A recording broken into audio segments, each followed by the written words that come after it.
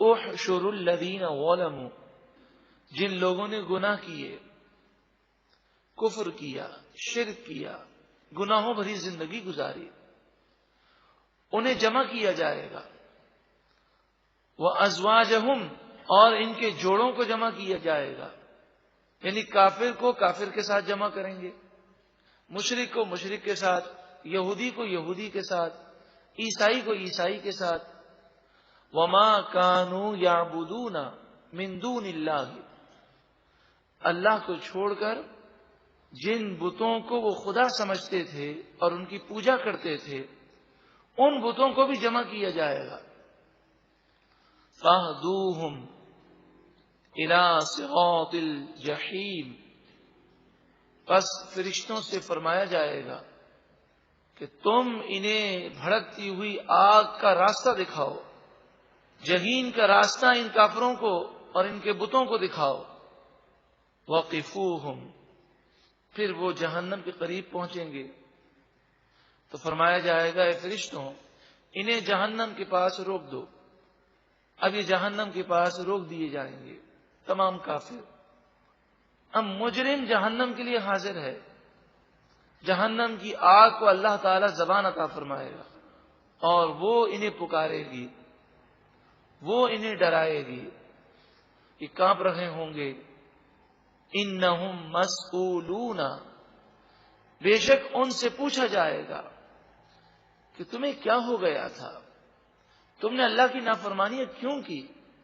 وہ معافیاں مانگ رہے ہوں گے، وہ توبہ کر رہے ہوں گے، ایمان کا اظہار کر رہے ہوں گے، رو رہے ہوں گے، چیخ رہے ہوں گے۔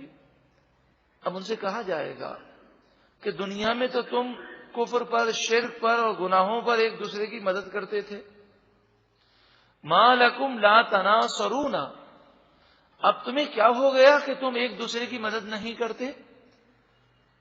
وہاں تو گناہوں میں ایک دوسرے کی مدد کی جاتی تھی، اب جہنم سے بچنے میں ایک دوسرے کی مدد کرو، لیکن کسی میں طاقت نہ ہوگی۔ بل هم اليوم مستسلمون، بلکہ وہ سب آج کے دن گردن جھکائے ہوں گے، اللہ کی وحدانیت کو تسلیم کیے ہوئے ہوں گے۔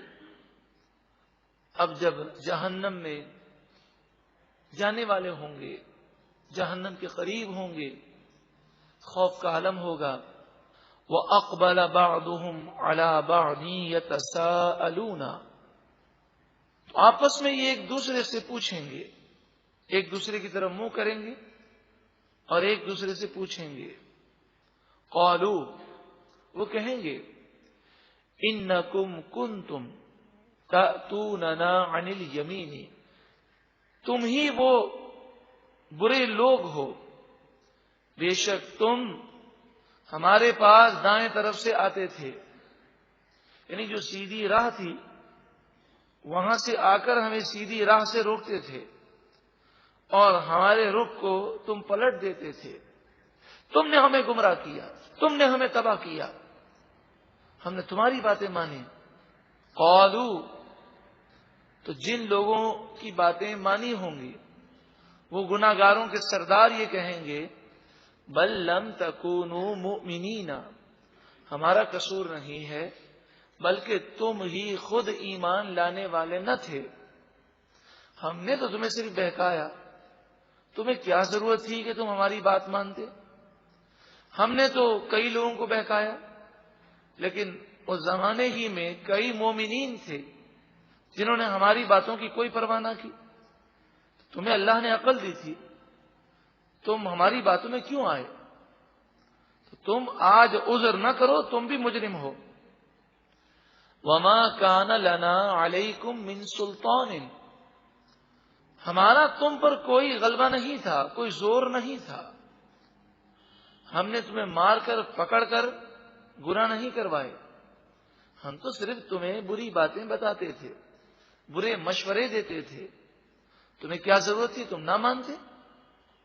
آج بھی یہی ہے، ہم کہتے ہیں بری سوسائٹی، برا ماحول، جس کی وجہ سے ہم گناہ کر رہے ہیں، لیکن برا ماحول ہمیں پکڑ کر گناہ نہیں کرواتا، ہم عقل و شعور رکھتے ہیں، ہم اچھے اور برے کو سمجھتے ہیں، اپنے بھلے اور نقصان کو پہچانتے ہیں، تو ہم کیوں ایسے لوگوں کی باتیں مانتے ہیں؟ ہم ان لوگوں کی پرواہ نہ کریں۔ بل کنتم قوما طاغین، بلکہ تم ہی سرکش قوم تھے کہ تمہارا دل لذتوں میں پڑا تھا، تم بہانے بناتے تھے کہ ہم آپ کی باتوں کو قبول کر رہے ہیں، اصل میں تو تم اپنے دل پر چلتے تھے۔ آج بھی یہی ہے کہ ہم یہ کہتے ہیں معاشرے کی باتیں یا فلاں دوست کی باتوں کی وجہ سے میں گمراہ ہو گیا، یا یہ ماحول ہے، یہ سوسائٹی ہے، لیکن کئی مواقع پر آپ دیکھیں ہم دوستوں کی باتیں ٹھکرا دیتے ہیں۔ جب ان کی باتیں ہمارے نفس کے خلاف ہوں، ہمارے دنیاوی مفاد کے خلاف ہوں، تو ہم ٹھکرا دیتے ہیں۔ تو اس کا مطلب یہی ہوا کہ دلی طور پر ہم ہی غلط ہیں۔ ہم ایسے ماحول میں جاتے کیوں ہیں؟ اور اگر کہیں پھنس جاتے ہیں تو جس طرح ہمارے مفاد کے خلاف کوئی بات ہو تو ہم اسے ٹھکرا دیتے ہیں، تو جہنم میں جانے والے کام کرنا یقیناً یہ ہمارے مفاد کے خلاف ہے، تو ہم ایسی باتیں کیوں مانیں؟ فحق علینا قول ربنا، بس ہم پر ہمارے رب کا فرمان سچا ثابت ہوا کہ رب العالمین نے فرمایا کہ جو میری نافرمانی کرے گا اس کے لیے جہنم کی آگ ہے۔ اب ہمارے لیے جہنم کی آگ ہے۔ انا لذائقون، بے شک ضرور ہم جہنم کی آگ کا مزہ چکھیں گے۔ فاغویناکم، جہاں تک تعلق ہے تم کہتے ہو کہ تم نے ہمیں گمراہ کیا، فاغویناکم انا کنا غاوین، پس ہم نے تمہیں گمراہ کیا اس لیے کہ بے شک ہم خود بھی گمراہ تھے، تو ہمیں خود راہ کا پتہ نہ تھا، اس لیے ہم جہنم کی راہ کو صحیح سمجھے اور اسی راہ پر خود بھی چلے اور تمہیں بھی لے کر چلے۔ فَإِنَّهُمْ يَوْمَئِذٍ، پس بے شک وہ آج کے دن فِي الْعَذَابِ مُشْتَرِكُونَ، جہنم کے عذاب میں سب برابر کے شریک ہوں گے۔ اِنَّا كَذَلِكَ نَفْعَلُ بِالْمُجْرِمِينَ، بے شک اسی طرح ہم مجرموں کے ساتھ سلوک کریں گے۔ گناہگار جہنم کی آگ میں جل رہے ہوں گے۔ یہ کافر، یہ مشرک، انہم کانوا اذا قیل لہم لا الہ الا اللہ یستکبرون، بے شک جب ان سے کہا جاتا لا الہ الا اللہ، یعنی کہو کہ اللہ کے سوا کوئی معبود نہیں، یستکبرون، تو وہ تکبر کرتے، وَيَقُولُونَ، اور وہ کہتے اِنَّا لَتَارِكُو آلِهَتِنَا، کیا ہم اپنے خداؤں کو چھوڑ دیں، لِشَاعِرٍ مَجْنُونٍ، شاعر مجنون کی وجہ سے، نعوذ باللہ من ذالک۔ ذرا سوچے تو صحیح، جس کے لیے ساری کائنات اللہ نے بنائی، جو محبوب رب العالمین ہے، انہوں نے بھی جب تبلیغ دین فرمائی تو کافروں نے آپ کو اذیتیں دی ہیں، تکالیف دی ہیں، اور آپ نے دین کی راہ میں تکلیفیں برداشت کی ہیں۔ حالانکہ وہ چاہتے تو رب کی بارگاہ میں ایسی دعا کرتے، اور رب العالمین چاہتا تو کافروں کو ہلاک کر دیتا۔ جو ایمان لانے والے تھے وہ فوراً ایمان لے آتے، کوئی حضور کو تکلیف نہ پہنچا سکتا، کوئی اگر حضور کی بے ادبی کرنے کے لیے زبان کو استعمال کرنے کی کوشش کرتا تو ہمیشہ کے لیے اس کی زبان پر فالج گر جاتا، زبان بند ہو جاتی۔ مگر ہمارے لیے تعلیم ہے کہ اسلام کی راہ جنت کی راہ ہے، اسلام کی تبلیغ کی راہ جنت الفردوس کی راہ ہے۔ دنیا میں چھوٹا سا پلاٹ خریدنا ہو، چھوٹا سا بنگلہ خریدنا ہو، چھوٹی سی دکان خریدنی ہو، تو دنیا کے لیے انسان کیسی مشقتیں کرتا ہے۔ تو نیکی کی دعوت دینا اور برائی سے روکنا یہ تو انبیاء کا طریقہ ہے۔ تو اس طریقے میں مشکلات آئیں گی، لوگ مذاق بھی اڑائیں گے، مگر ہمیں ذرہ برابر بھی لوگوں کے مذاق اڑانے یا طعن و طنز کی کوئی پرواہ نہیں کرنی. ہم تو نیکی کا پیغام دے کر خود بری و ذمہ ہو جائیں. ہم نیکی کا پیغام دے کر خود اپنے لیے جنت کے محلات تیار کر لیں. ہدایت دینے والا رب العالمین ہے. بل جاء بالحق، بلکہ یہ نبی حق لے کر آئے. وصدق المرسلین، اور اس نبی نے تمام رسولوں کی تصدیق فرمائی.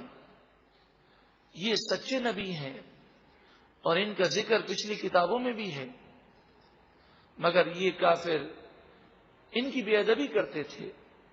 اس لیے کل بروز قیامت انہیں جہنم کے عذاب میں ڈالا جائے گا اور کہا جائے گا کہ تمہارا یہ عالم تھا. انکم لذائق العذاب العلیم، بے شک آج ضرور تمہیں دردناک عذاب کا مزہ چکھنا ہے. وما تجزون الا ما کنتم تعملون، ہم تم پر ظلم نہیں کریں گے، جیسا تم نے کام کیا ہے ویسی ہی تمہیں سزا دی جائے گی. الا عباد اللہ المخلصین، مگر اللہ کے مخلص بندے. مخلص کے معنی جسے اللہ نے چن لیا، جس پر کرم کر دیا، وہ جہنم کے عذاب سے بچے ہوں گے.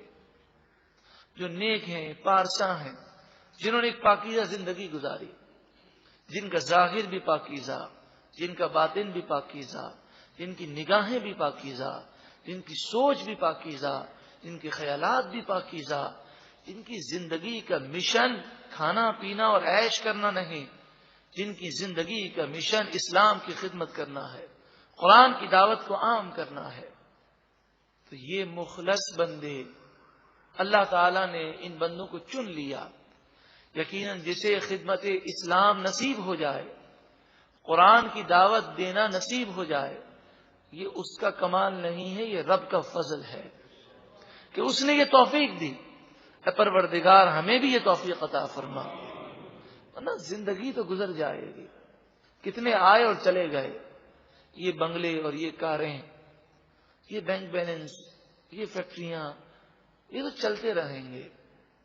اصل کمال یہ ہے کہ بندہ ایسی شاندار زندگی گزارے کہ جب اس کی روح نکلنے لگے تو فرشتے اس کی روح کا استقبال کرنے کے لیے آئیں، اور جب وہ قبر سے نکلنے لگے تو فرشتے اس معزز مہمان کی تعظیم کے لیے کھڑے ہوں اور اس سے کہا جائے تو اپنے رب کی بنائی ہوئی جنت کی طرف سلامتی کے ساتھ چلا جا. اولئک لہم رزق معلوم، یہی وہ لوگ ہیں جن کے لیے معلوم رزق ہے، وہ رزق ہے جو اللہ نے تیار کیا. فواکہ، میوے، پھل، وہم مکرمون، اور وہ جنت میں عزت کے ساتھ ہوں گے. فی جنات النعیم، نعمتوں کے باغات میں ہوں گے، تختوں پر آمنے سامنے بیٹھے ہوں گے. کبھی کبھی ہم بھی ڈرائنگ روم میں صوفوں پر بیٹھ جاتے ہیں، لیکن آمنے سامنے بیٹھنے کے باوجود کبھی کبھی دلوں میں رنجش ہوتی ہے، کبھی دل پریشان ہوتا ہے. شاید ہی چند لمحات ایسے ہوں کہ جس میں انسان کو کوئی فکر نہ ہو. اگر کچھ بھی نہیں تو یہ فکر ہر وقت لگی رہتی ہے کہ کہیں مجھے نقصان نہ ہو جائے، کہیں میرا کاروبار ٹھپ نہ ہو جائے، کہیں کسی کی نظر نہ لگ جائے، کسی کا جادو نہ چل جائے، کوئی بندش نہ کرا دے، کہیں کوئی چور یا ڈاکو حملہ نہ کر دے. یہ ڈر دنیا کے اندر تو ہوتا ہی ہے. وہ جنت مقام ہے کہ جہاں پر نہ کوئی ڈر ہوگا، نہ کوئی خوف ہوگا، نہ کوئی فکر ہوگی. علی سرر متقابلین، تختوں پر آمنے سامنے آرام سے بیٹھے ہوں گے، دلوں میں کوئی رنجش نہیں ہوگی. یطاف علیہم، گھومتے ہوں گے ان کے آس پاس جنتی خدام بکأس من معین، آنکھوں کے سامنے بہتی ہوئی شراب کے جام لے کر، شراب طہور دودھ، شہد، پانی، یعنی مشروبات میں بھی نعمتیں ہیں اور کھانے میں بھی نعمتیں ہیں. بیضاء لذۃ للشاربین، یہ شراب سفید ہوگی، پینے والوں کے لیے لذت دینے والی ہوگی. لیکن دنیاوی شراب کی طرح ناپاک یا حرام، نشہ دینے والی، اس سر میں درد کرنے والی نہ ہوگی. لا فیہا غول، اس میں نشہ نہ ہوگا. ولا هم عنها ينزفون، اور نہ ہی اس شراب سے ان کے سر میں درد ہوگا، یعنی سر میں درد بھی نہ ہوگا. وعندهم، اور جنت میں ان کے پاس قاصرات الطرف عین، نگاہ نیچی رکھنے والی بڑی بڑی آنکھوں والی حوریں ہوں گی. یہاں دو باتیں ہیں، شراب کا ذکر ہے اور حوروں کا ذکر ہے. دو چیزیں دنیا میں ایسی ہیں کہ جس کی طرف دنیا کے لوگوں کو کشش بہت زیادہ ہے. ایک تو عورتوں کی طرف بد نگاہی کرنا یا دیگر معاملات ہیں، اور دوسرا جو لوگ عیاشیوں میں پڑتے ہیں تو وہ شراب نوشی میں مبتلا ہو جاتے ہیں. لیکن آج دنیا کے اندر جو اپنی نگاہوں کی حفاظت کرے گا اور شراب نوشی سے اور ہر قسم کے نشے سے اور ہر قسم کی برائی سے بچے گا، اسے اللہ تبارک و تعالی جنتی نعمتیں عطا فرمائے گا. حوروں کا ذکر کیا گیا تو فرمایا قاصرات الطرف، نیچی نگاہ رکھنے والی حوریں ہوں گی. جنت میں حوروں کی شان بیان کی گئی کہ ان کی نگاہیں نیچی ہوں گی. اب بتائیے کہ حوروں کی جب یہ خوبی بیان کی جا رہی ہے تو اس سے آپ اندازہ لگا سکتے ہیں کہ اگر عورت میں شرم و حیا ہو، اس کی نگاہ نیچی ہو، اور وہ اپنے شوہر کے علاوہ کسی اور پر توجہ نہ دے، اس کے لیے اس کا شوہر کافی ہو، اس کی توجہ کا مرکز اس کا شوہر ہو، وہ نامحرم مردوں کو نہ دیکھے، تو انشاءاللہ تعالی اللہ تبارک و تعالی اسے 70,000 حوروں سے زیادہ حسن اور جمال عطا فرمائے. لیکن جو عورت ایسا نہ کرے اس کی مذمت ہے. مسلم شریف، مشکات شریف، کتاب القصاص، باب ما لا یضمن من الجنایات، عن ابی ہریرہ رضی اللہ تعالی عنہ، حضرت ابو ہریرہ رضی اللہ تعالی عنہ سے مروی ہے، قال قال رسول اللہ صلی اللہ علیہ وسلم، رسول اللہ صلی اللہ علیہ وآلہ وسلم نے ارشاد فرمایا، صنفانی من اہل النار لم ارہما، دو گروہ ایسے ہیں جو جہنمی ہیں، ابھی وہ پیدا نہیں ہوئے، بعد میں قرب قیامت میں یہ ظاہر ہوں گے. حضور نے فرمایا اس دور میں ہمارے اس معاشرے میں یہ دو گروہ نہیں ہیں. یہ دو گروہ حضور نے فرمایا جہنمی ہوں گے. قوم معہم سیات کاذناب البقرۃ، کچھ لوگ ایسے ہوں گے کہ ان کے ہاتھ میں کوڑے ہوں گے گائے کی دم کی طرح، یضربون بها الناس، وہ اس کے ذریعے لوگوں کو ماریں گے. یعنی اس سے مراد ظالم لوگ ہیں، یہ لوگ جہنمی ہوں گے. اور دوسرا فرمایا وہ نساء، اور وہ عورتیں جہنمی ہوں گی، کاسیات عاریات، جو لباس پہننے کے باوجود ننگی ہوں گی. اس کی شرح میں محدثین فرماتے ہیں کاسیات عاریات سے مراد ایسی عورتیں ہیں جو چست لباس پہنے یا باریک لباس پہنے. تو پینٹ شرٹ اگر خاتون پہنتی ہے تو یہ چست ہوتا ہے. ایک تو اس میں کافروں کی تقلید بھی ہے، دشمن کو راضی کرنا بھی ہے، بے حیائی بھرا لباس بھی ہے، مردوں کی نقل بھی ہے کہ مردوں کی جو عورت نقل کرے اس پر حضور نے لعنت فرمائی.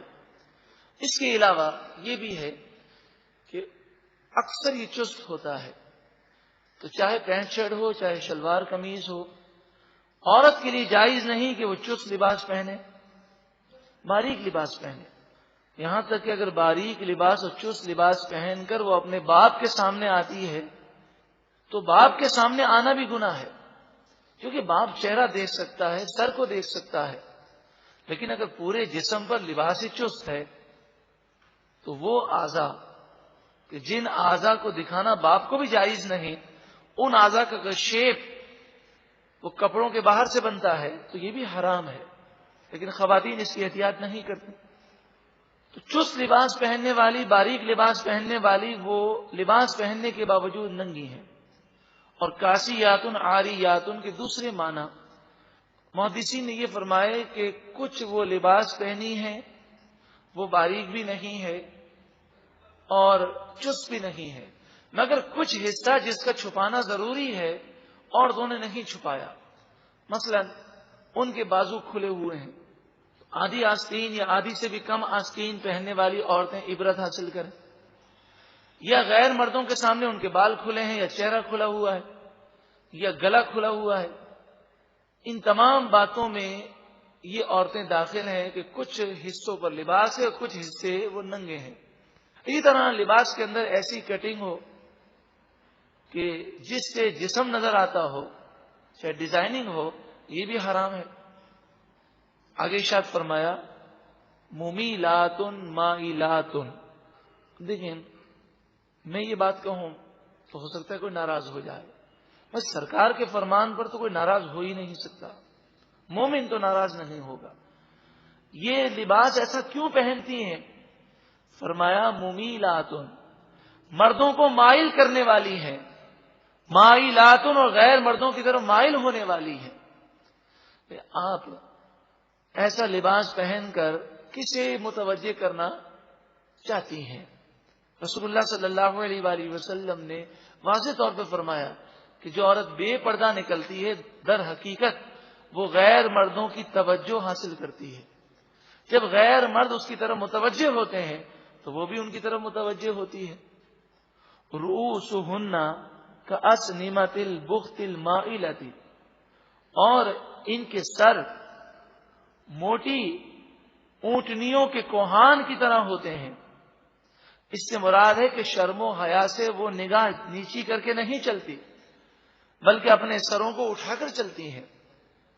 عورت کا حسن ہے شرم و حیا، اس کی نگاہیں نیچی ہوں۔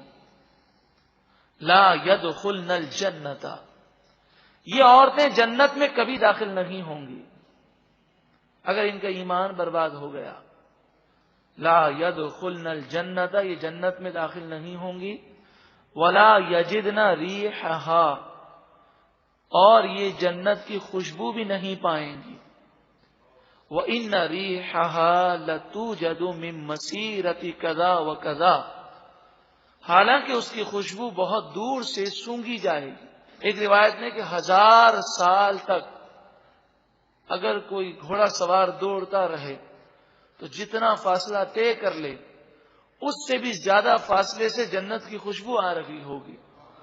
تو ایسی عورتیں جو بے پردہ پھرتی ہیں، فیشن کرتی ہیں، غیر مردوں کے سامنے وہ ایسا لباس پہن کر آتی ہیں جس سے رسول اللہ نے منع کیا، تو ایسی عورتیں جنت سے اتنا دور ہوں گی کہ جنت کی خوشبو بھی نہیں سونگھ سکیں گی۔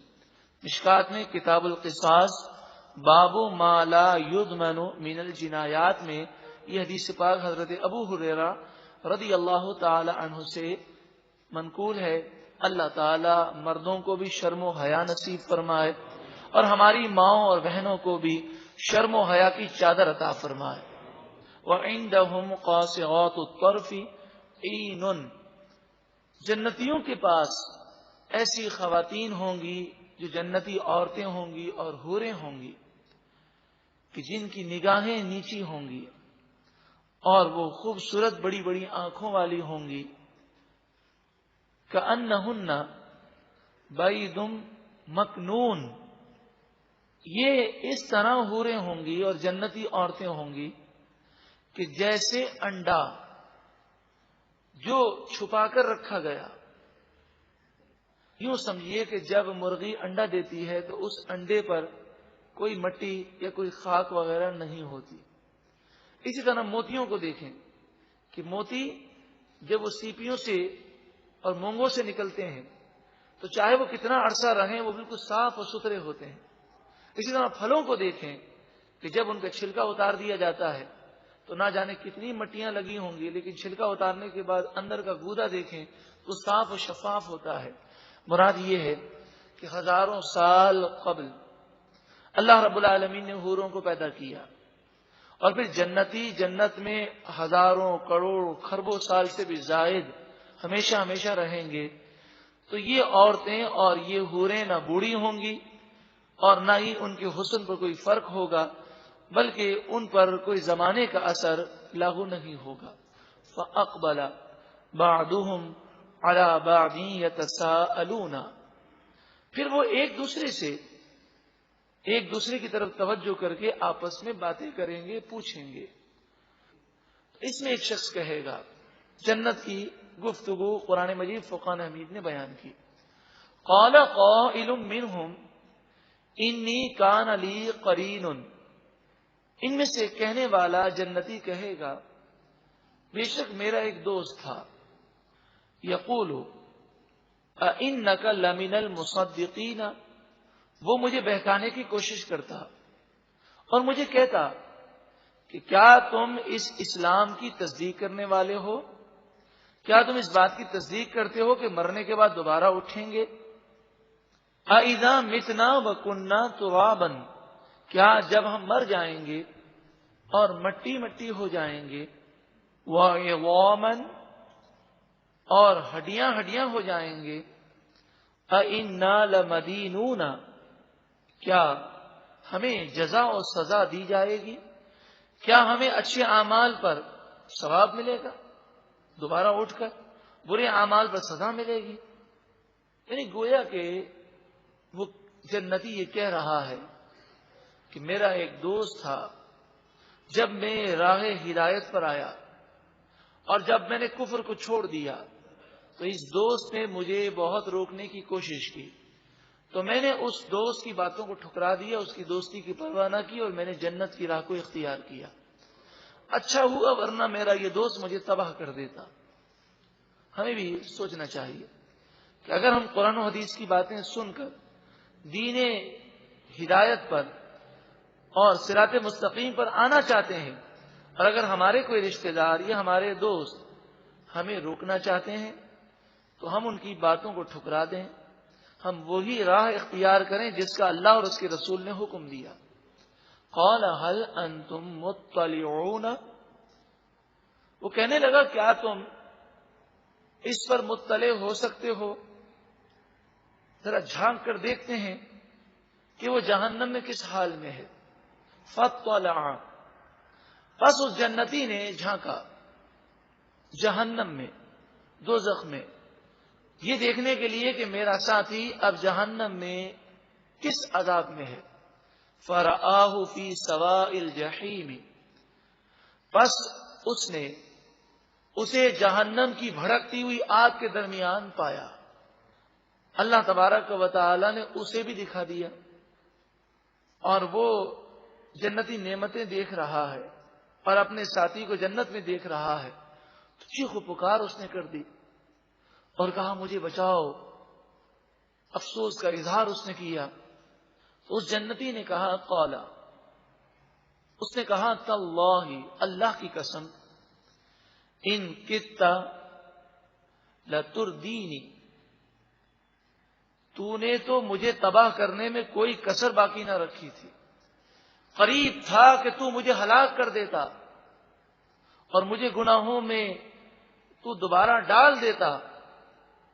ولولا نعمت ربی، اگر میرے رب کی نعمت نہ ہوتی اور میں تیری باتوں میں اگر آ جاتا تو تباہ ہو جاتا.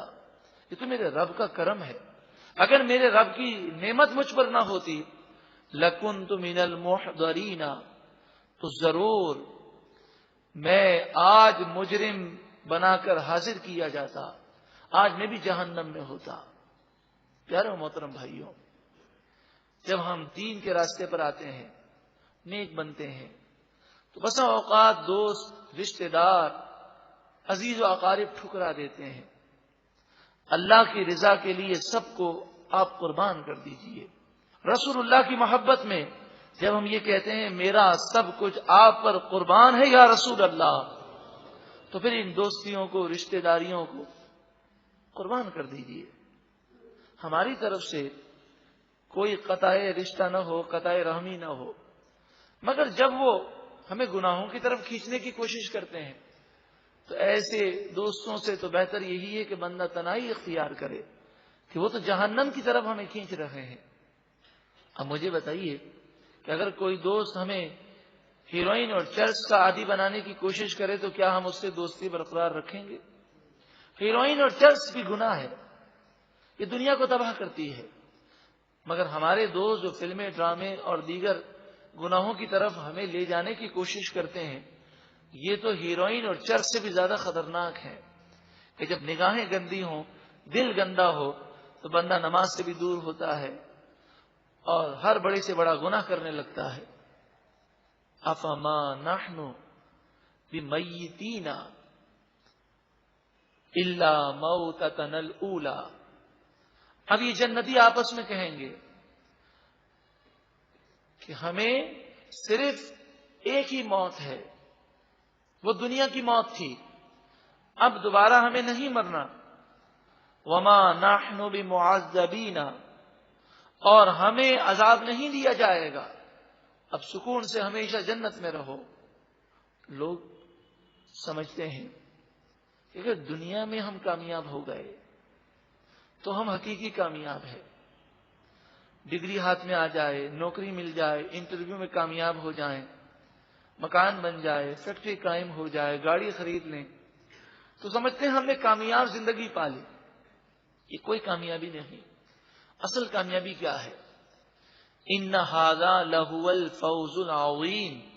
بے شک یہی سب سے بڑی کامیابی ہے، جنت میں داخل ہونا. جس سے اللہ راضی ہو وہ حقیقی کامیاب ہے.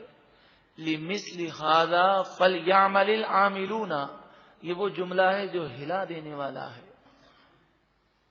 عمل کرنے والوں کو ایسا ہی عمل کرنا چاہیے، کوشش کرنے والوں کو ایسی ہی کوشش کرنی چاہیے کہ وہ جنت میں جانے کے لیے حوصلہ پست نہ رکھیں، وہ بھی سوچیں کہ ہم بھی جنت میں جا سکتے ہیں، ہم بھی کوشش کر سکتے ہیں. لمثل ھذا، اسی کی مثل کے لیے، فلیعمل، پس چاہیے کہ عمل کریں، العاملون، عمل کرنے والے. اذالک خیر، بتاؤ کیا یہ بہتر ہے؟ نزولاً، مہمان نوازی، اللہ کا کرم، یہ بہتر ہے؟ ام شجرۃ الزقوم، یا وہ کانٹے دار جہنمی درخت؟ تو گناہ کی راہ اختیار کرنا اور جہنم میں جانا یہ بہتر ہے کہ دنیا کی مشقتیں برداشت کر کے، نفس و شیطان کا مقابلہ کر کے جنت کی راہ اختیار کرنا یہ بہتر ہے؟ وہ درخت جو آگ کا درخت ہے، کانٹے دار درخت ہے، زہریلا درخت ہے. انا جعلناہا فتنۃ للظالمین، بے شک ہم نے اس درخت کو ظالموں کے لیے فتنہ بنایا، آزمائش بنایا.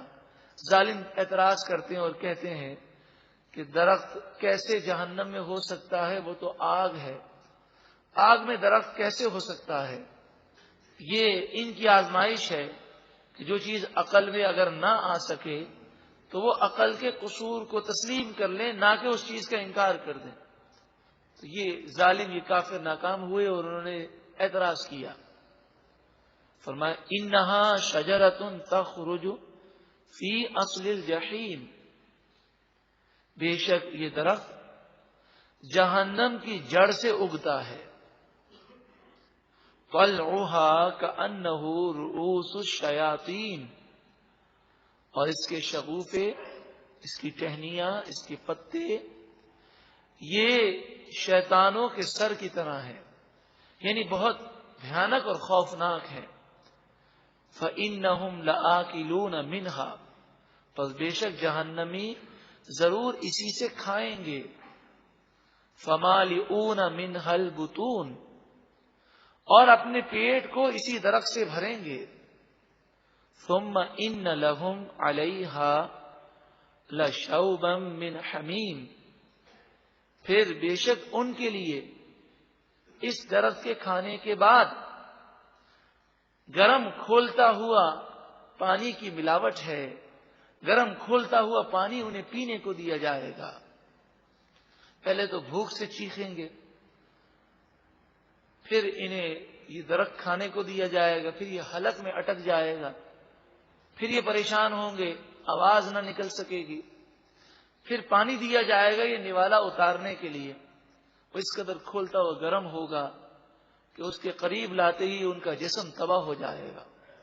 چہرے کی کھال و گوشت اس پانی میں گر جائے گا.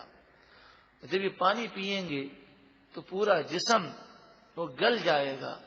ثم ان مرجعہم لإلی الجحیم، پھر بے شک انہیں ضرور اس جہنم کی طرف پلٹنا ہے، اس جہنم کی طرف آنا ہے. جو کرنا ہے کر لو دنیا میں، اگر گناہ کرو گے تو پھر جہنم کے لیے تیار رہو. انہم الفوا آباءہم ضالین، بے شک وہ اپنے گمراہ ماں باپ آباء و اجداد کے پیچھے چلے. وہ آباء و اجداد جو گمراہ تھے، رسومات اور رسم و رواج کے وہ پیچھے چلے. فہم علی آثارہم یہرعون، پس وہ ان گمراہ ماں باپ اور آباء و اجداد کے پیچھے بھاگتے تھے، دوڑے جاتے تھے. وَلَقَدْ ضَلَّ قَبْلَهُمْ أَكْثَرُ الْأَوَّلِينَ، اور بے شک ان سے پہلے اکثر پہلے لوگ گمراہ ہو چکے. ہر دور میں گمراہوں اور کافروں کی تعداد زیادہ رہی ہے. آج بھی دیکھ لیں کہ 85% کافر ہیں، 15% مسلمان ہیں. اس میں سے بھی اکثریت گناہوں میں پڑی ہے. بے نمازی ہے، جھوٹ زبان سے جاری ہے، ماں باپ کی نافرمانی کرنا، مسلمانوں کا دل دکھانا، حرام کمائی، دھوکہ، فراڈ، ظلم. چند لوگ ہیں جو جنت میں جانے والے کام کر رہے ہیں. چند لوگ ہیں جو اس دنیا کی حقیقت کو سمجھے ہیں. وَلَقَدْ أَرْسَلْنَا فِيهِمْ مُنذِرِينَ، اور بے شک ہم نے ان میں ڈر سنانے والے نبی اور رسول بھیجے. مبلغین آئے، نبی آئے، رسول آئے، مگر ان لوگوں کی اکثریت وہ راہ ہدایت پر نہ آئی. فانظر، پس دیکھو، کیف کان عاقبۃ المنذرین، جن لوگوں کو ڈرایا گیا مگر انہوں نے عمل نہ کیا، ان گمراہوں کا کتنا برا انجام ہوا اسے دیکھو. الا عباد اللہ المخلصین، مگر اللہ کے وہ بندے جو مخلص ہیں، اللہ نے جن پر کرم کیا اور انہیں چن لیا، وہ ہر قسم کے عذاب سے محفوظ ہیں.